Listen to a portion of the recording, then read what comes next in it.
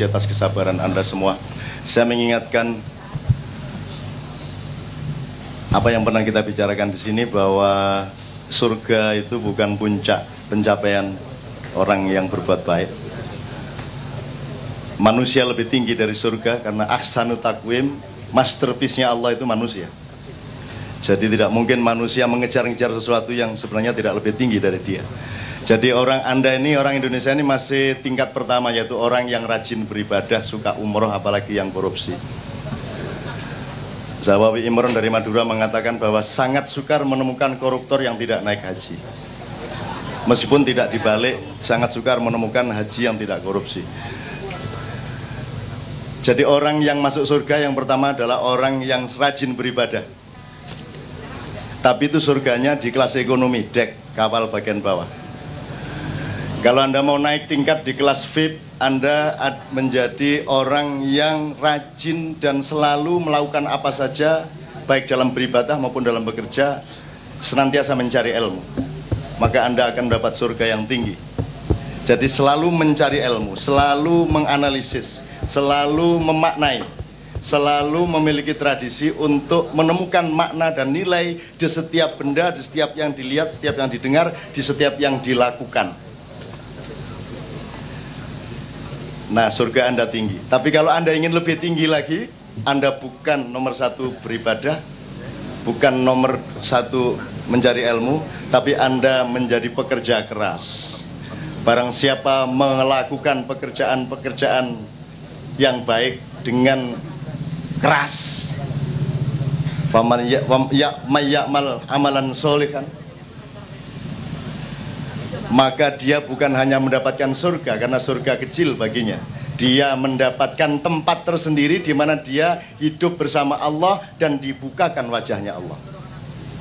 Nah, bangsa Indonesia ini baru bangsa tingkat pertama, rajin beribadah, bikin sinetron yang direligi-religikan.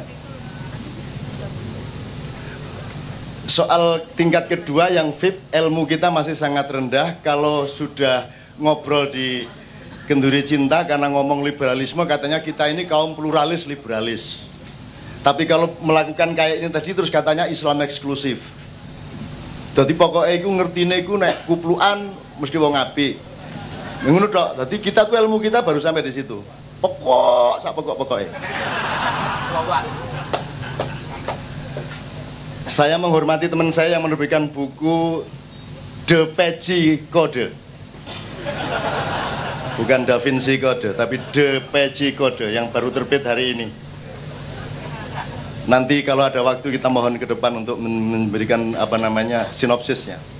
Maksudnya kita ini orang yang masih linier berpikirnya, di tengah 4 cara berpikir, linier, zigzag, spiral, dan sirkular atau siklikal atau kafah dalam Islam. Nanti kita jelaskan kalau ada waktunya. Tapi intinya adalah kita ini gitu.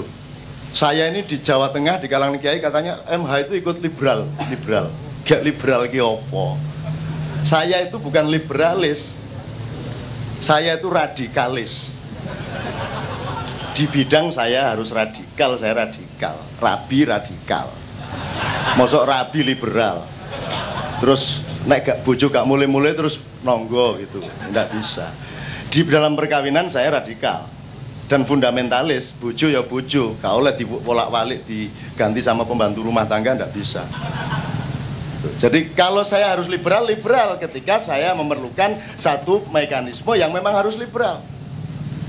Tapi pada saat yang lain yang diperlukan radikalisme, misalnya sunat.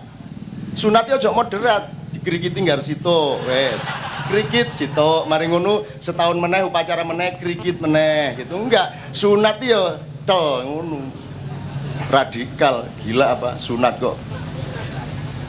Liberal, di sak karep-karepe oleh gunting di poke ta ndek tengah ya itu.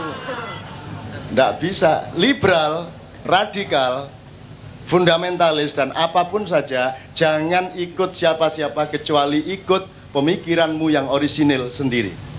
Dan itulah kita.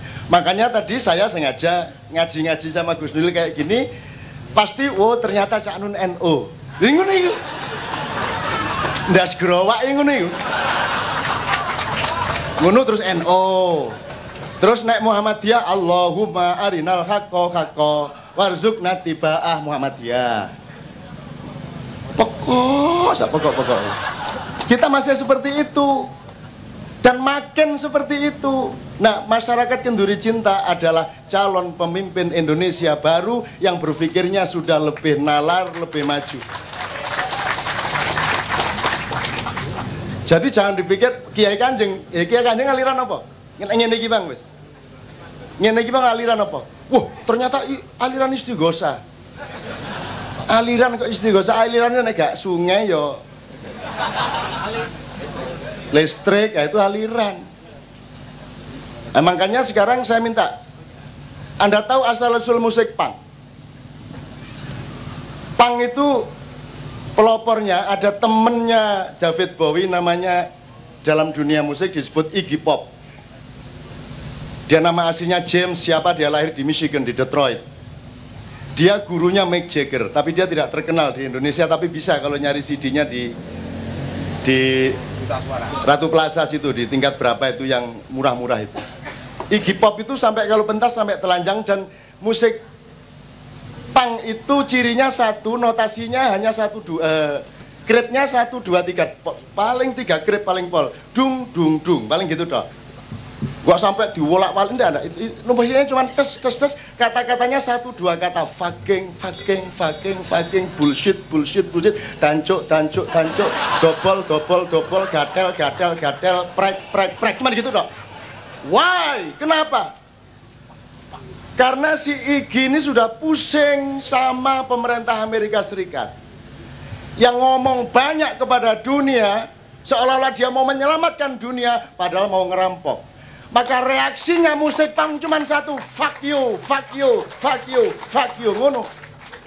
Dan namanya punk itu diambil dari Jawa Timur. Jaran ke punk. Jelas lah. Siapa berani loncat-loncat? Rumah samu NO aku.